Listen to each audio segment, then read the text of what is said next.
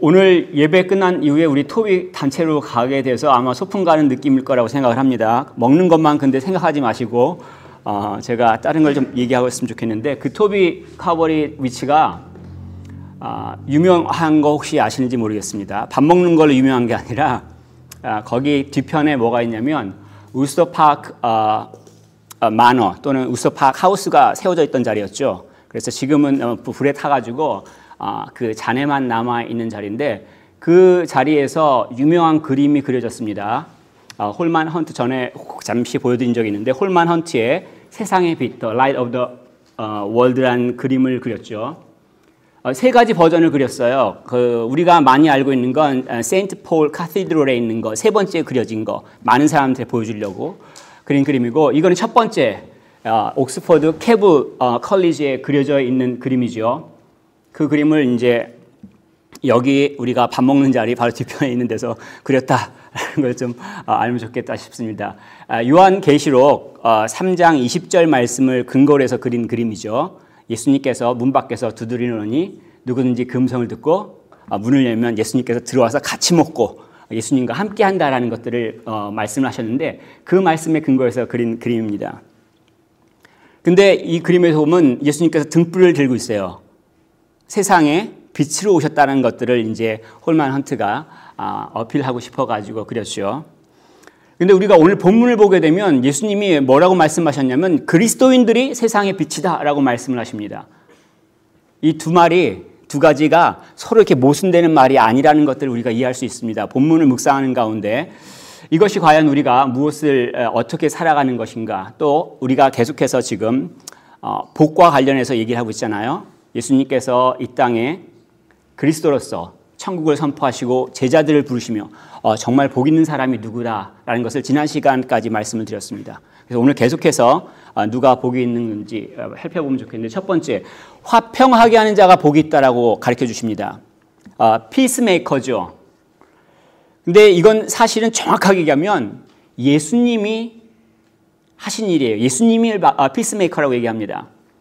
이 땅 가운데 예수님께서 오셔서 십자가에 죽으신 그 사건을 화평을 만든 일이라고 가르쳐주고 있어요. 에베소서 2장 16절에 또 십자가로 이 둘을 한 몸으로 하나님과 화목하게 하려 하심이라, 원수된 것을 십자가로 소멸을 하시고. 우리의 죄로 인해서 하나님과 함께 할 수가 없는 거예요. 함께 하고 싶어도 우리가 갖고 있는 죄 때문에 도저히 할 수 없는 거예요. 그래서 하나님께서 성막을 만드시고 가운데에 휘장을 치시고 내가 거기 임할 터이니 네가 와서 만나라 라고 가르쳐 주셨죠.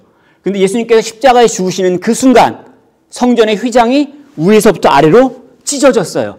그 얘기는 뭐냐면 우리가 예수님께서 죽으신 것 때문에 그 하나님 앞에 나아갈 수 있다는 얘기죠. 그래서 이전에는 원수예요. 근데 이제는 예수님 때문에 아들이 되는 거죠. 이것이 바로 예수님께서 하신 일, 그래서 화평을 만드신 분이라고 얘기합니다. 그런데 놀랍게도 예수님은 본인이 화평을 만드신 분임에도 불구하고 우리들에게 똑같은 일들을 주셨어요. 그래서 같이 읽어봤으면 좋겠습니다. 고린도후서 5장 18절 말씀입니다. 모든 것이 하나님께로서 났으며 그가 그리스도로 말미암아 우리를 자기와 화목하게 하시고 또 우리에게 화목하게 하는 직분을 주셨으니, 화평을 만드신 분은 예수님이에요. 예수님만 하실 수 있어요. 그런데 그 예수를 그리스도로 믿는 자들이 화목하게 하는 자라, 화평을 만드는 자예요. 무슨 얘기냐면 예수를 믿는 사람이 있으면 화평이 있다는 얘기예요. 그 사람을 하나님께로 데려와서 하나님과의 관계를 회복시켜준다는 얘기입니다. 그리고 뿐만 아니라 그렇지 않음에도 불구하고 로마서 12장 18절 보면 이렇게 권면하죠. 할 수 있거든 너희로서는 모든 사람과 더불어 화목하라. 심지어는 교회에서 문제를 일으킨 사람하고도 화목하라는 것을 바울이 권면하고 있어요. 굉장히 놀라운 일이죠. 그런데 이건 내 성격 때문에 그런 게 아니에요. 내 경향이 그래서 그런 게 아니라 예수님께서 하신 일이 화평을 만드신 일이기 때문에 여기에 근거해서 우리도 사람들을 하나님께로 데려가는 것, 그래서 하나님과의 관계를 회복시키는 것, 또 내가 있음으로 인해서, 내가 예수를 믿음으로 인하여서 내 주변에 평화를 누릴 수 있게끔 만드는 얘기예요.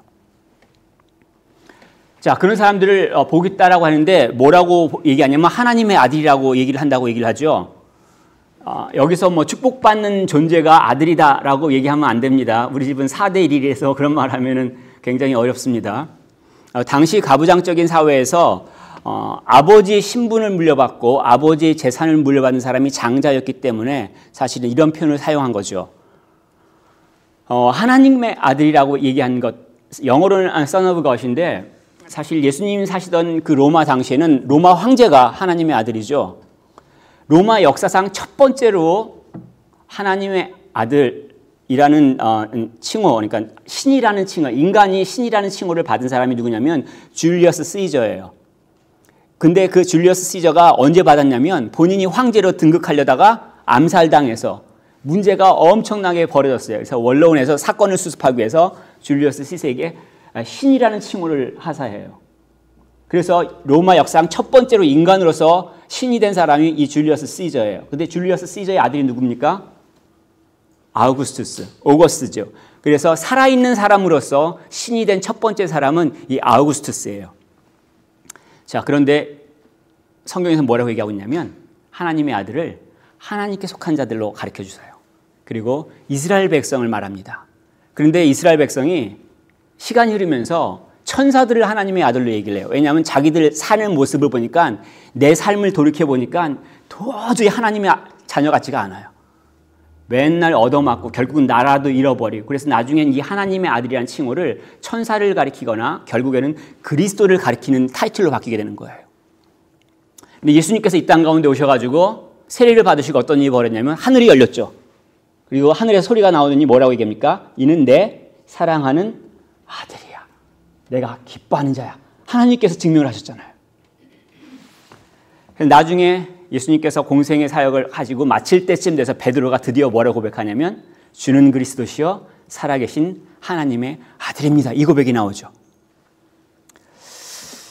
자, 그런데 당연히 예수님이 하나님의 아들인데 예수님은 또 뭐라고 말씀하시냐면 마태복음 5장 45절에 이같이 한즉 하늘에 계신 너희 아버지의 아들이 되리니. 하나님의 아들이 뭐예요? 예수님께서 지금 하시는 말씀을 믿고 지킨 자들을 하나님의 아들이라고 얘기하는 거예요. 그래서 나중에 로마서 가보면, 갈라디아서 가보면 바울이 그리스도 예수 안에서 하나님의 아들이 되었다라고 말하고 있습니다. 하나님께서 만드신 그 하나님 나라를 물려받는 거예요. 내가 신으로서 그 반열 가운데 올라간다니 그 영광을 사실은 피조물들은 상상할 수가 없죠. 그래서 마지막 날 주님께서 이 땅 가운데 오실 때 막 천사들이 옆에서 막 박수치고 빵빠레하며 온 만물들이 찬양하는 그 자리 가운데 주님과 함께 설 수 있는 영광을 누리게 됩니다. 그런데 그 전에라도 로마서 8장 19절에 보면 피조물들이 고대하는 바는 하나님의 아들들이 나타나는 것이라 라고 얘기하고 있습니다. 왜냐하면 이 하나님의 아들들이 나타날 때 어떤 일이 벌어지냐면 평화가 발생하는 거예요. 원수 간에서 평화로 바뀌는 일들이 벌어져요. 예수님께서 하신 일들을 이 사람들이 그리스도인들이 이어서 계속 하기 때문에 그렇습니다.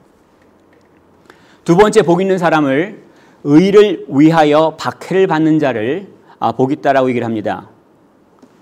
이 의라는 개념이 어렵다라고 말씀을 드렸고 그래서 로마서를 처음부터 끝까지 함께 읽었었는데 이 just하다, right하다라는 justification, righteousness를 누가 무엇을 해서 어떻게 하느냐라는 생각들을 할 수가 있는데 짧게 얘기하면 예수님이 의다.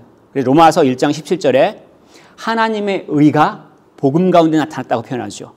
예수 그리스도가 하신 일, 십자가에서 죽으셔 죄값을 치르셔서 우리가 그것을 믿음으로 인해서 우리가 의롭게 된다. 죄를 지었지만 무죄다. 이런 선언을 받고 그러므로 인해서 어떤 일이 벌어졌냐면 하나님하고 관계가 원수가 아니라 아들이 된 거예요. 창조주하고 피조물의 관계가 싸움, 내가 반역하는 관계가 아니라 아버지로서 사랑하며 섬기는 바른 관계가 되었다는 걸 통해서 의라고 얘기를 합니다.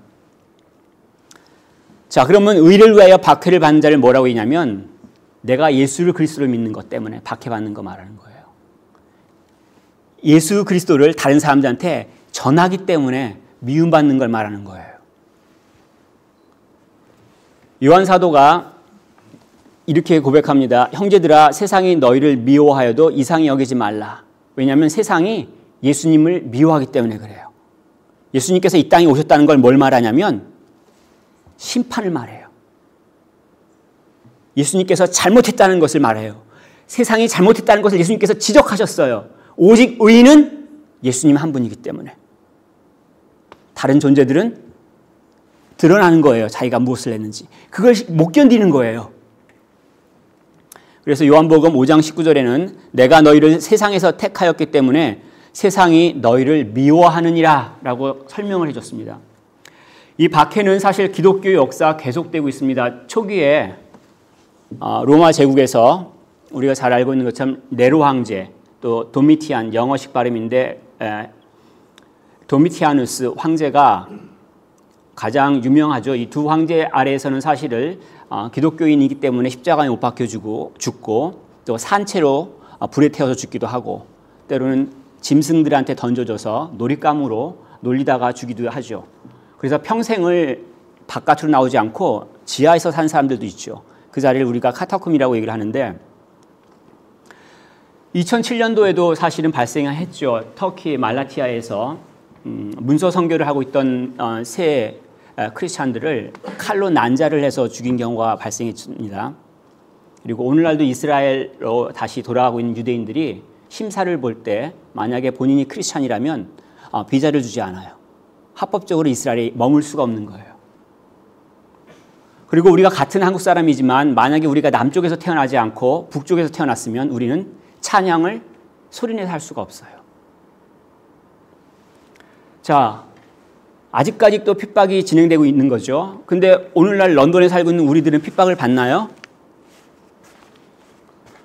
저는 이걸 어떻게 말하고 싶냐면 보이지 않는 전선에서 전투를 하고 있다라고 말하고 싶습니다. 무슨 얘기냐면 우리가 노방전도를 할 때 법으로 금지되지는 않았어요. 영국 법으로는. 하지만 누군가 문제를 제기하고 다툼이 발생하면 체포가 됩니다. 그런 일들이 중부 잉글랜드에서 발생했죠. 런던에서도 어떤 크리스천 여자가 찬양을 했을 경우에 경찰로부터 제지를 당한 일이 발생했습니다. LGBT에 대해서 우리의 입장을 밝힐 수가 없습니다. 목사로서 제가 공개적으로 밝히면 교회가 문을 닫을 수 있죠. 그것이 합법적인 과정을 통해서 이루어지고 있습니다. 또 가까운 데서 집에서 그럴 수도 있습니다. 성경을 읽고 기도하고 봉사하는 것들을 가까운 사람들이 조롱을 합니다. 뭐라고 얘기냐면 광신도예요? 왜 그렇게 열심히 해요?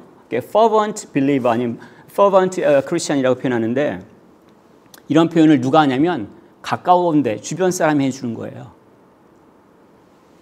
그리고 그 비난하는 사람이 스스로를 크리스찬이라고 불러요. 우리는 그러한 시대에 살고 있어요, 우리가.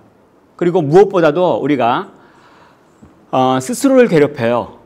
스스로를 핍박합니다. 무슨 얘기냐면 지금 먹고 사는 문제가 제일 급해. 그래서 내가 주는 24시간 모두를 나는 여기에 사용하고 있어. 복음하고 아무런 삶이 연관이 안 돼요. 그 결과는 뭡니까? 예수를 그리스도로 믿는다는 것과 아무런 관계가 없는 거예요, 삶이.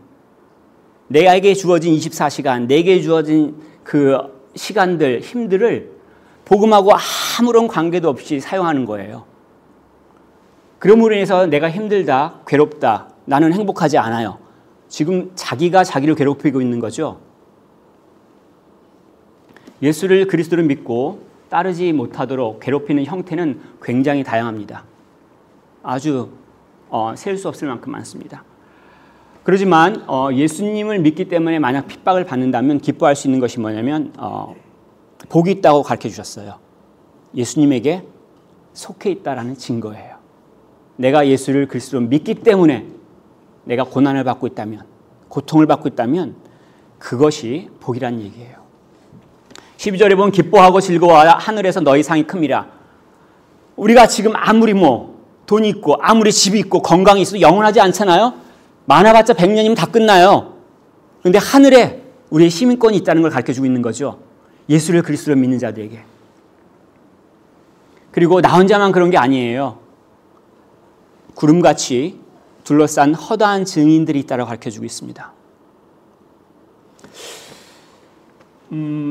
사도행전을 보면 7장에 보면 스데반 집사가 이스라엘 사람들한테 복음을 전하고 돌로 쳐 맞아 죽는 장면이 있습니다. 그 장면 잠깐 우리가 한 구절 읽었으면 좋겠습니다. 스데반이 성령 충만하여 하늘을 우러러 주목하여 하나님의 영광과 예수께서 하나님 우편에 서신 것을 보고 말하되 보라 하늘이 열리고 인자가 하나님 우편에 서신 것을 보노라 한대. 혹시 이 장면을, 이 구절을 읽으면서 이상하다고 느낀 거 없습니까? 인자라고 표현한 것은 예수님을 말하는 거죠. Son of God 해서 예수님을 말하는데 인자가 하나님 우편에 서신 것을 스데반이 본대요. 우리가 사도신경 고백할 때 어떻게 고백하냐면 전능하신 하나님 우편에 앉아 계시다가 고백을 하잖아요. 지금 스데반이 뭘 봤냐면 예수님께서 일어선 것을 보는 거예요. 왜요? 순교당하는 스데반을 향해서 예수님이 뭐라고 하는 거예요? 미움을 받고 심지어는 목숨까지 지금 위태로운 상태에서 예수님께서 그 스데반을 향해서 막 일어나신 거예요. 그 마음을 받는 거죠. 하나님, 제 목숨보다 주님을 더 사랑합니다 라고 고백한 이 스데반을 지금 예수님이 받아주시는 거예요. 우리가 어디서 위로를 받으려고 하는 거예요? 우리가 어디서 인정을 받으려고 하는 거예요? 우리가 그리스도라고 고백한 예수님께서 받아주시고 인정해 주신다는 얘기예요. 그렇기 때문에 만약에 예수님 때문에 핍박을 받는다면 그건 훈장이 돼요. 수많은 사람들이 섰을 때 반짝반짝 빛나는 훈장과 같이 되며 우리의 주님이라고 고백한 그 예수님께서 안아주시는 것을 경험하게 될 겁니다. 예수를 그리스도를 믿는 자들에게도 고난이 있습니다. 이 땅에 사는 동안 예외는 없습니다. 그리고 믿음으로 살아간다면 박해까지 받습니다. 그럼에도 불구하고 예수님이 복 있는 사람이라고 가르쳐 주셨잖아요. 왜 복 있다고 가르쳐 주십니까? 그 고통 가운데도 사랑할 수 있어서 그래요. 그 고난 가운데도 주님의 사랑을 받을 수가 있기 때문에 그래요. 내 목숨보다 더한 사랑을 할 수 있는 자들이 행복한 사람들 아니에요? 내가 나를 돌보는 것보다, 내가 내 형편을 준비하는 것보다 더 사랑하고 내 영혼을 준비하시는 분이 사랑하시겠다고 하는 걸 받는다면 그게 행복한 거 아니에요?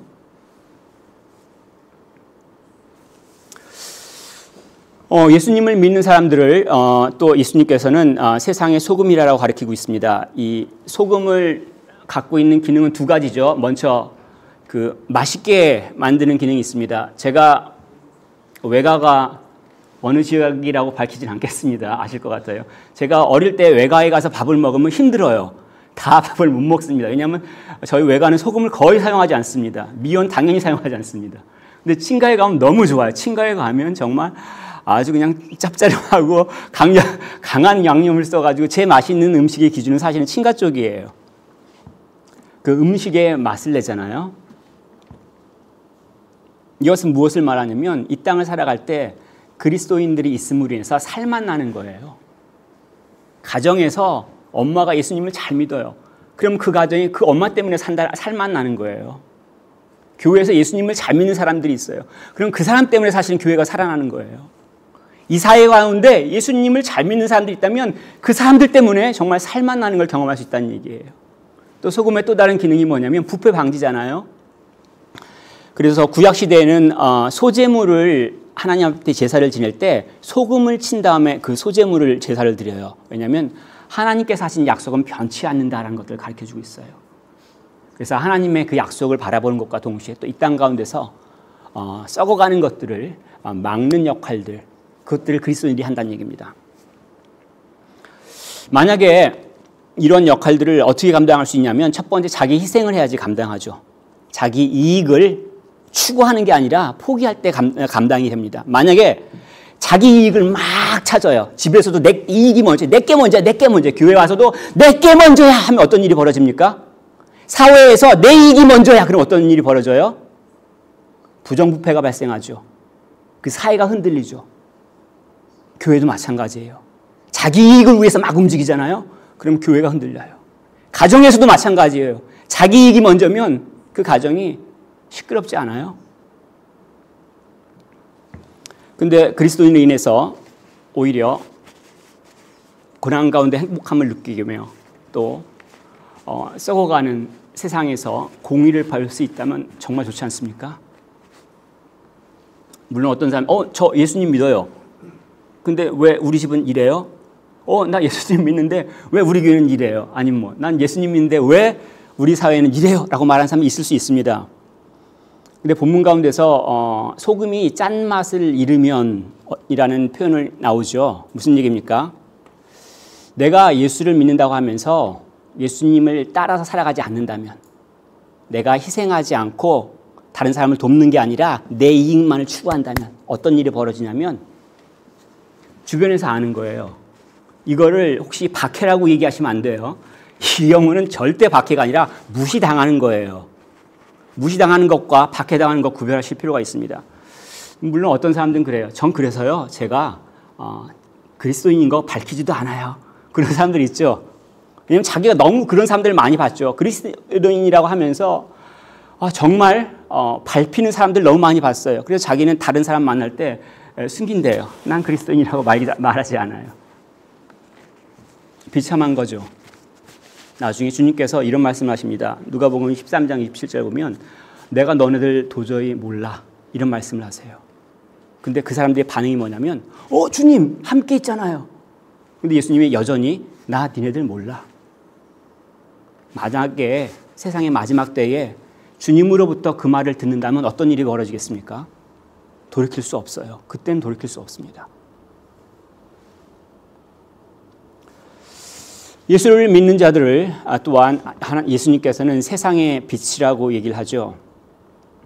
그 팔복교회 전번에 사진 보여드렸죠. 팔복교회가 어디 있습니까? 일부러 동산우에 있죠. 거기 원래 제가 알기로는 건축할 때 꼭대기에다 집을 잘 안 지어요. 바람이 막 불고 위에 찬바람 내려오는데 꼭대기에 뭐 있겠어요. 근데 일부러 이 구조를 염두에 둔 거잖아요. 어디에서 봐도 볼 수 있는 거예요. 무슨 얘기냐면 예수를 믿는다면 주변 사람들이 알아요. 왜냐하면 다른 방식으로 살아가거든요.